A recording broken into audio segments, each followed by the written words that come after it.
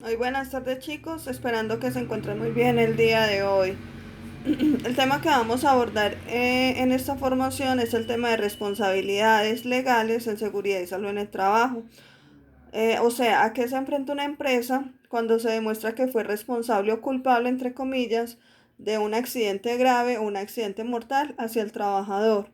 En este caso les voy a dar una breve explicación sobre el tema de responsabilidad laboral, civil, penal y solidaria, y más adelante les diré cuál será la actividad que van a hacer referente a este tema. Empecemos con la responsabilidad laboral. La responsabilidad laboral se inicia desde el momento en que se establece un contrato. El contrato puede ser físico o firmado por la empresa y el trabajador, o puede ser un contrato verbal siempre y cuando existan testigos. Se dice que entonces una de las primeras obligaciones que tiene la empresa con ese trabajador cuando se genera el contrato es la afiliación a salud, pensiones y riesgos laborales. Entonces tenemos el caso de que el trabajador sufre un accidente de trabajo o una enfermedad laboral. ¿Qué dice la ley? Que si usted tiene afiliado al trabajador a la ARL, va a ser la ARL quien le va a pagar tanto las incapacidades como la parte de hospitalización, cirugía, medicamentos, terapias y todo lo que usted requiera en caso de ese accidente o de esa enfermedad laboral.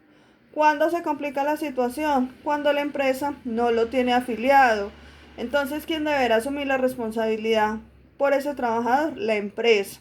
La empresa va a estar entonces en la obligación de pagarle al trabajador la incapacidad, una pensión de invalidez o si el trabajador se muere, una pensión de sobreviviente a la familia. Si el trabajador sobrevive, debe pagarle igualmente todos los gastos médicos que se le genere. Chicos, se dice que si el trabajador queda vivo, pero queda con invalidez, o si lastimosamente fallece, esa pensión, tanto para el trabajador como para la familia, más o menos oscila entre 80 a 100 millones de pesos mensuales, y que esa responsabilidad solamente se suspenderá cuando el trabajador fallezca o en caso de pensión de sobreviviente es de forma vitalicia. Pregunta, que es que la empresa, no tiene con qué responder, pues entra a embargar todos los bienes de la empresa, se entra a embargar los bienes del representante legal y se entra a embargar el patrimonio familiar, que incluye bienes de los padres y bienes de los hermanos. Si igualmente no se consigue cubrir el costo de la indemnización, la empresa en algún momento, si el representante legal consigue trabajo, le van a embargar el sueldo. O sea, la idea es que de alguna u otra forma la empresa debe subsanar los gastos de ese trabajador o la pensión de sobreviviente para la familia. Aquí tenemos un caso en Colombia, que es del año 2003, donde dice que dos trabajadores se trasladaban al sitio de trabajo en una canoa contratada por la empresa que tropezó con un tronco de madera y se volcó. Ninguno de los dos trabajadores estaba afiliado a la ARL en ese momento, por lo tanto la empresa se demandó por una responsabilidad laboral y más o menos tuvo que pagar por cada uno de los trabajadores casi 200 millones de pesos solamente por no haberlos tenido afiliados a la ARL.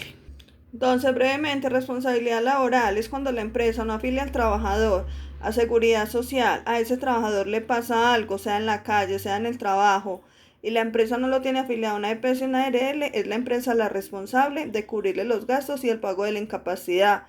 Chicos, no importa si la empresa lo contrató por horas o lo trabajó por días, la empresa está en la obligación de afiliarlos a su EPS, a su fondo de pensiones o a su ARL, so pena de tener que pagarle todas las prestaciones que se deriven del accidente, ya sea un accidente común o sea un accidente de trabajo. Vamos en este caso con la responsabilidad civil. La responsabilidad civil se da en el momento en que se genera un accidente de trabajo o una enfermedad laboral y que cualquiera de esos dos eventos le genere una secuela o un daño reversible al trabajador. Ese daño puede ser físico o puede ser mental.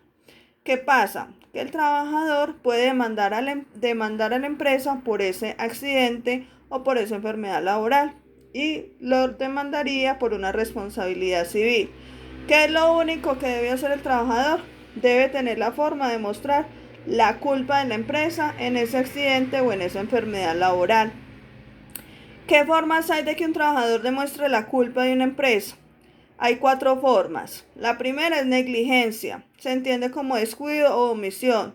Que a la empresa nunca le dio elementos de protección al trabajador, nunca lo capacitó, nunca le dio inducción, nunca le hizo mantenimiento a las máquinas y por eso el trabajador perdió una mano. O sea, es todo aquello que la empresa debía hacer y nunca lo hizo.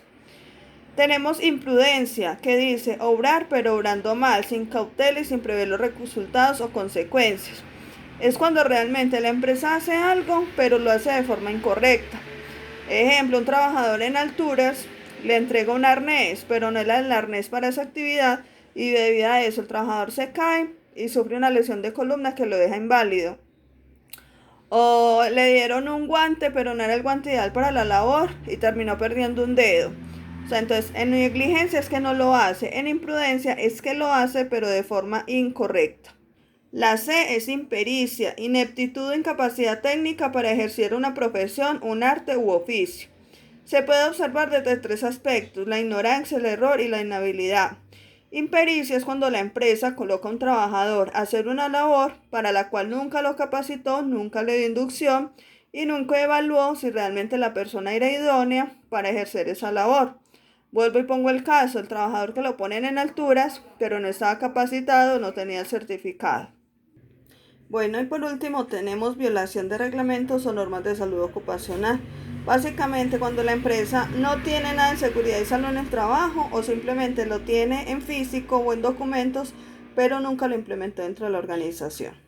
Entonces, si el trabajador, por negligencia, por imprudencia, por impericia, por violación de las normas, tiene la forma de mostrar la culpa de la empresa, entonces la demanda. Si a la empresa se encuentra culpable, se le ordena que la empresa debe indemnizar al trabajador por daños materiales, o sea, por el daño físico que sufrió, por el perjuicio moral, que es básicamente el daño psicológico moral que está teniendo la persona por ese daño sufrido, y fisiológicos, que es aquel donde el trabajador realizaba alguna actividad fuera de su labor y debido a ese accidente ya no lo puede volver a realizar. Ejemplo, que la persona quedó coja y jugaba fútbol, que la persona perdió un dedo y tocaba guitarra. O sea, todas esas cosas que le generaban placer o gozo en su vida diaria, que debido a ese accidente ya no lo puede volver a realizar. Entonces, básicamente esa indemnización la determina un juez laboral, quien le da un valor a la parte física, al daño moral y a la parte fisiológica. Acá tenemos algunos ejemplos de responsabilidad civil. Entonces, en el año 96, el accidente de trabajo por expulsión de la tapa de un extintor, el trabajador sufrió lesiones en la cara y debía ser sometido a cirugía plástica. El trabajador demandó a la empresa por responsabilidad civil. A la empresa la encontraron responsable y le tuvo que pagar al trabajador 38 millones de pesos. ¿Cuál fue la culpa que le demostraron? Negligencia, porque era la empresa la encargada de hacerle mantenimiento a los extintores de la empresa. Otro por responsabilidad civil es un trabajador que en el año 95 sufrió quemaduras de 3er grado, amputación del brazo derecho, amputación de la pierna izquierda. Debido a esos daños, la empresa tuvo que pagarle al trabajador 42 millones de pesos. Aunque son cifras muy bajitas para nosotros, tengan en cuenta que eso fue en el año 1995. Tenemos en el año 2005 un auxiliar de almacén, cortadora de lámina de hierro, la cuchilla le cogió la mano y se la aplastó. Se determinó que la máquina estaba en mal estado y que una corona estaba desgastada. Por la pérdida de la mano, al trabajador le pagaron 104 millones y por el daño moral o psicológico de perder la mano, le pagaron 15 millones de pesos. Entonces, más o menos, esa responsabilidad sí se la indemnizaron en 120 millones de pesos. El último ejemplo: trabajador que no tenía bien puesto el cinturón de seguridad, resbaló y para evitar caerse se agarró de un cable energizado. Se amputó la mano izquierda. En segunda instancia se indica que la empresa había apelado a la primera determinación. Condenaron a la empresa a pagarle al trabajador 63 millones por la pérdida de la mano y 8 millones por el perjuicio moral. Aquí hay que tener en cuenta, chicos, algo que se tiene muy en cuenta: cuál es la mano que se pierde, si es la mano dominante o no dominante. Si es la no dominante, por lo general se le paga mucho menos. Les voy a explicar entonces la tercera, que es la responsabilidad penal. En la responsabilidad civil dijimos que el trabajador sufría un accidente de trabajo, una enfermedad laboral que le generaba secuelas. En la responsabilidad penal es cuando el trabajador fallece por culpa de un accidente de trabajo o una enfermedad laboral. Aquí ya entra a demandar es quién, la familia. ¿Qué cargo se le imputa a la empresa? Homicidio culposo, que es el homicidio donde la empresa no tenía intención de matar al trabajador, pero lastimosamente ese es el resultado. Lo mismo pasa, si la familia va a demandar a la empresa por esa responsabilidad penal, tiene que tener evidencias de la culpa de la empresa. Igualmente, se puede demostrar por negligencia, por imprudencia, por impericia o por violación de las normas de seguridad. Si a la empresa le encuentran culpable de responsabilidad penal, primero tiene que pagarle una indemnización a la familia. Esa indemnización se basa en uno de los aspectos más importantes, que es algo que se llama expectativa de vida. La expectativa de vida es cuánto tiempo de vida le quedaba al trabajador por vivir. En Colombia la expectativa de vida está entre 75 y 80 años. Entonces, si tenemos un trabajador que falleció a los 30 años, que era cabeza de hogar, que tenía niños pequeños, esa indemnización va a ser mucho más grande que una persona que tenía 60 años. Hoy en día se dice que una persona de 30 años, cabeza de hogar con niños pequeños, la indemnización por por responsabilidad penal, más o menos oscila entre 700 a 1.000 millones de pesos.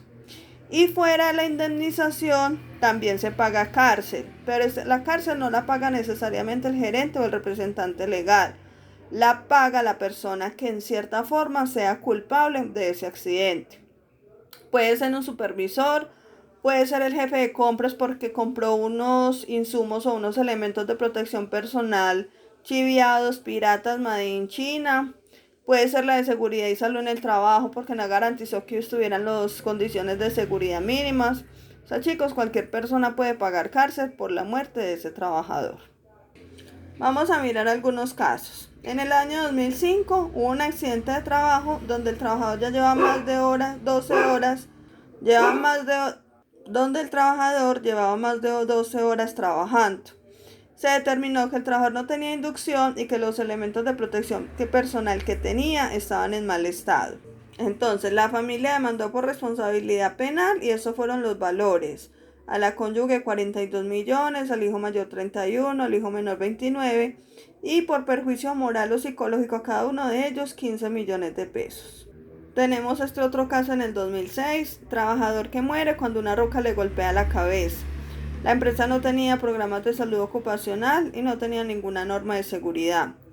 Tuvieron que pagarle 352 millones a la familia, más 16 millones de indemnización futura. Significa que tenía niños pequeños y para que más adelante ellos no volvieran a demandar, de una vez los indemnizaron.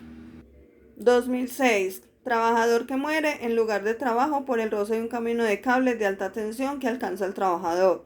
No había medidas de seguridad y faltaba iluminación.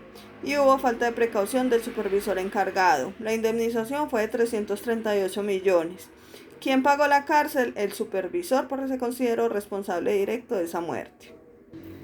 Acá tenemos gerente administrativo versus jefe de salud ocupacional. El jefe de salud ocupacional le solicitó al gerente administrativo que comprara una escalera, pero el gerente administrativo se rehusó.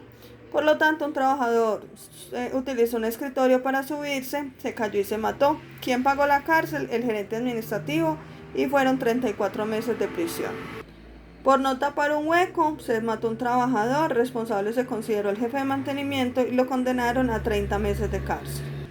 En una empresa hubo un incendio donde hubieron muertos, se determinó que no había brigada de emergencia, o sea que fue negligencia, y el que pagó cárcel fue el dueño de la empresa, que fueron 40 meses de cárcel. Y ya chicos, para terminar, les explico la responsabilidad solidaria. La responsabilidad solidaria interviene en 3 actores o 3 figuras. La empresa contratante, el contratista y el subcontratista. Se los voy a explicar a modo de ejemplo. El dueño de la obra o empleador es Argos, el contratista es Sodexo y el subcontratista es Pedro. Si a Pedro le llega a pasar algo, si sufre un accidente de trabajo grave o incluso mortal, Pedro o la familia de Pedro, ¿a quién demanda? Demanda a Argos y demanda a Sodexo. ¿Por qué se llama responsabilidad solidaria? Porque Argos, siendo la empresa contratante, entra a ser solidaria con Sodexo en el pago de las indemnizaciones o prestaciones a que dé lugar la demanda. Pero ¿qué puede pasar? que es que el abogado de Pedro sabe que Sodexo no tiene plata. Entonces de una vez a quién van a demandar, a Argos. Entonces vuelvo y repito, se llama responsabilidad solidaria porque es una responsabilidad compartida entre la empresa contratante y el contratista. ¿Con quién? Con el subcontratista. Solamente es solidaria en el pago de las prestaciones económicas, o sea, en las indemnizaciones. Ya si el trabajador muere, la cárcel la paga la persona responsable, sea una empresa de Argos o sea una persona de Sodexo. Eso. Bueno, chicos, espero que les haya quedado un poco claro este tipo de responsabilidades.